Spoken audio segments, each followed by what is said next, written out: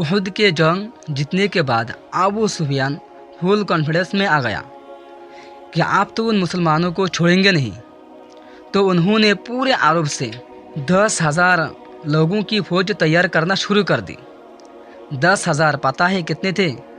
पूरे मदीना के आबादी, बड़े बच्चे, औरतें, बुज़ुर्ग, सब मिलाकर भी 10,000 की आबादी नहीं थे।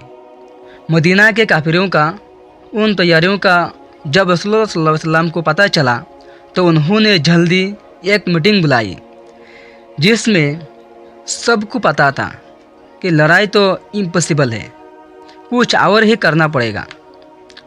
उस मीटिंग में एक बुज़ुर्ग शख्स बैठा था जिसका नाम था सलमान फारसी रज़ी अल्लाह अन्हु। उन्होंने मशवरा दिया कि देखो, मदीना वैसे ही तीनों तरफ से पहाड़ों की वजह से सेब है, हमें सिर्फ एक साइड को सिक्योरिटी देना है जिस तरफ पहाड़ नहीं है, और मदीना के अंदर जो यहूदी है वो तो हमारे दोस्त हैं, उससे कोई मसाला नहीं। अगर हम उस साइड पर एक बड़ा खंदक बना लें तो हो सकता है हमारे पास लड़ाई करने का कोई सांस हो। और ये मशवरा सबको पसंद आया और डायरेक्ट काम करना शुरू कर दी। हर 10 सहाबा को 120 फीट चौड़ा और लगभग 30 फीट गहरा, और ये काम ऐसे हालत में करना था कि भूख की वजह से पेट में पत्थर बांधे हुए थे। और उन मुसलमानों ने बहुत कम अरसा में 6 किलोमीटर की खंदक बना दी। बहुत ज़्यादा लंबा होता है 6 किलोमीटर। मुसलमानों ने मुकम्मल कर दिया, लेकिन खंदक खोदने के दौरान एक बहुत बड़ा पत्थर बहुत कोशिश के बाद भी टूट ही नहीं रहा था। तो सहाबा ने रसूलुल्लाह सल्लल्लाहु अलैहि वसल्लम से कहा, ये तो मसाला हो गया। तो रसूलुल्लाह सल्लल्लाहु अलैहि वसल्लम ने एक कुल्हाड़ी उठाई और उस पत्थर को ज़ोर से मारा और फरमाया, मैं उस वक्त शाम, सीरिया, मिस्र, जर्दान सबको मैं अपने सामने देख रहा हूँ। और फिर दोबारा उस पत्थर को मारा और कहा, ईरान। कहा, मैं उस वक्त ईरान को अपने सामने देख रहा हूँ। और फिर तीसरे बार जोर से मारा और ये पत्थर छोटे छोटे टुकड़े हो गए। और रसूलुल्लाह सल्लल्लाहु अलैहि वसल्लम ने फरमाया, यमन की चाबियाँ मेरे हाथ में दी गई। यहाँ खड़े सारे सहाबा हैरान हो गए, क्योंकि ईरान, शाम, सीरिया ये तो सुपर पावर है, ये सब हमें कैसे मिलेगा। लेकिन आज हमें पता चला ईरान, शाम, सीरिया सब पूरे अरब हमारे हैं। यहाँ खड़े सारे मुनाफिकीन हंसने लगे कि खाने को कुछ भी नहीं, और सामने 10,000 के फौज उनको मरने के लिए आ रहे हैं, और ये लोग ईरान, शाम, यमन को फतह कर रहे हैं। मक्का वालों के फौज टेंशन में पड़ गए। यार, ये क्या है, हमने ये तो सोचा भी नहीं था। अगर वो लोग अचानक एक साथ हमला करते तो मदीना वालों को ख़त्म कर सकते थे, क्योंकि उनके फौज पूरे मदीना के आबादी से ज़्यादा थे। दोनों फौजियों सामने आए और दूर से एक दूसरे को देखने लगे। मुसलमान बेफिक्र बैठे हुए थे, टेंशन ही नहीं था। अगर उनके फौज से कोई सामने आता तो मुसलमान उनके तीर से उनको मारते थे। काफ़ी दिन ऐसा ही चला, लेकिन काफिरों के फौज के एक ग्रुप उस खंदक को पार करके अंदर घुस गया, और उस ग्रुप में अबू जहल का बेटा उकरामा भी था। और हज़रत अली ने उनके लीडर को मार दिया और वो सारे वापस भाग गया। ऐसा लग रहे थे कि मक्का वाले पूरी तरह ये जंग हार रहे थे। लेकिन यहाँ अबू सुफियान ने बहुत खतरनाक गेम खेला कि मदीना के अंदर हम घुस नहीं सकते, लेकिन मदीना के अंदर जो यहूदी है उनको मुसलमान को भी अच्छे नहीं लगते।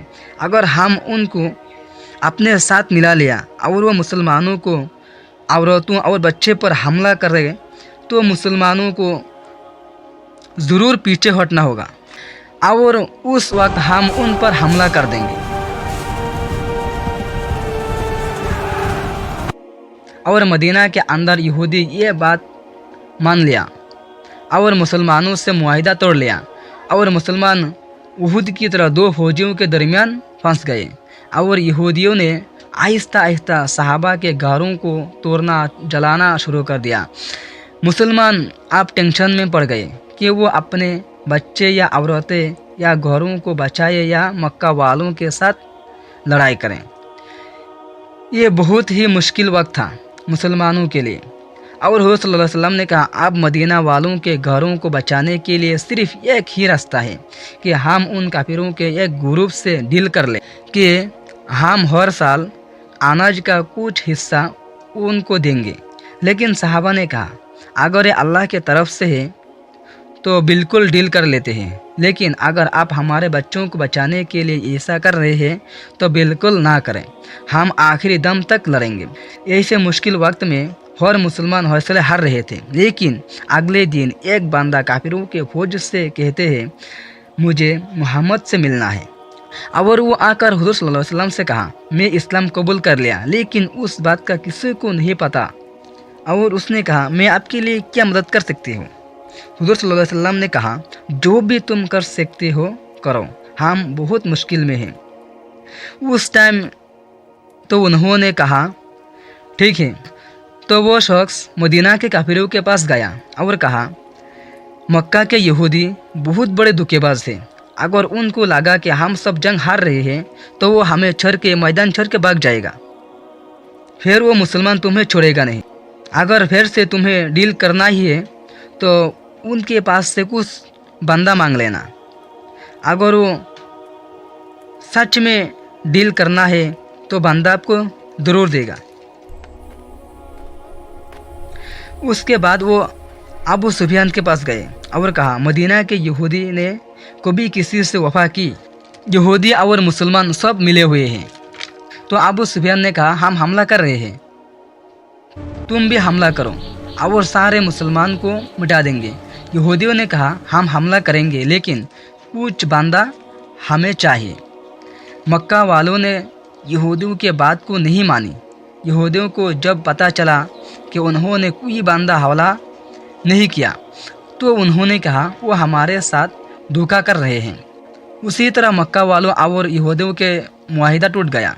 मुसलमान दोबारा मैदान में ताकतवर हो गया, लेकिन उनके दुश्मन सिर्फ मक्का वाले थे और मदीना के अंदर से सब खतरा ख़त्म हो गया। पूरा एक महीना तक मक्का वाले जब बाहर खड़ा रहा तो पूरी तरह हौसले हारने लगा और अचानक एक दिन बहुत बड़ा तूफान आया और मक्का वालों का सारा सामान, बर्तन वगैरह सब कुछ तबाह कर दिया और वो सारे भागकर वापस चले गए। जैसे ही मक्का वाले वापस चले गए, मुसलमानों ने अपना ध्यान यहूदियों की तरफ किया। रसूलुल्लाह सल्लल्लाहु अलैहि वसल्लम जब मदीना हिजरत करके आए थे तो उन्होंने यहूदियों के साथ एक मुआहिदा किया था कि यहूदी अपने कानून और रूल्स में रहेंगे और मुसलमान अपने कानून और रूल्स में रहेंगे। और यहूदियों के कानून में एक कानून ये भी था, अगर किसी ने गद्दारी की तो एक ही सज़ा है, उनकी सर काट दिया जाएगा। यहूदियों के लीडर ने एक मशवरा दिया, हम ऐसा करते हैं कि अपने औरतों और बच्चों को खुद कत्ल करते हैं और मुसलमानों से आखिरी दम तक लड़ते हैं। लेकिन किसी ने उसकी बात नहीं मानी। रसूलुल्लाह सल्लल्लाहु अलैहि वसल्लम ने साद बिन मुआज़ को फैसला करने का हुक्म दिया। साद बिन मुआज़ ने फैसला किया, उनके बच्चों और औरतों को रहने दिया जाए और मर्दों के सर काट दिया जाए। यहूदियों के कानून के हिसाब से ये एक कम दर्जे की सज़ा है, उनको ये सज़ा दी गई। उसके बाद सारे अरब को समझ आ गए कि मुसलमानों के साथ अब कुछ भी नहीं हो सकता और मुसलमान पहली बार एक आज़ाद मुल्क बनने लगे और मोहम्मद सल्लल्लाहु अलैहि वसल्लम एक बहुत ही ताकतवर बादशाह और पूरे अरब में सबसे बड़ा लीडर बन गया। Next episode.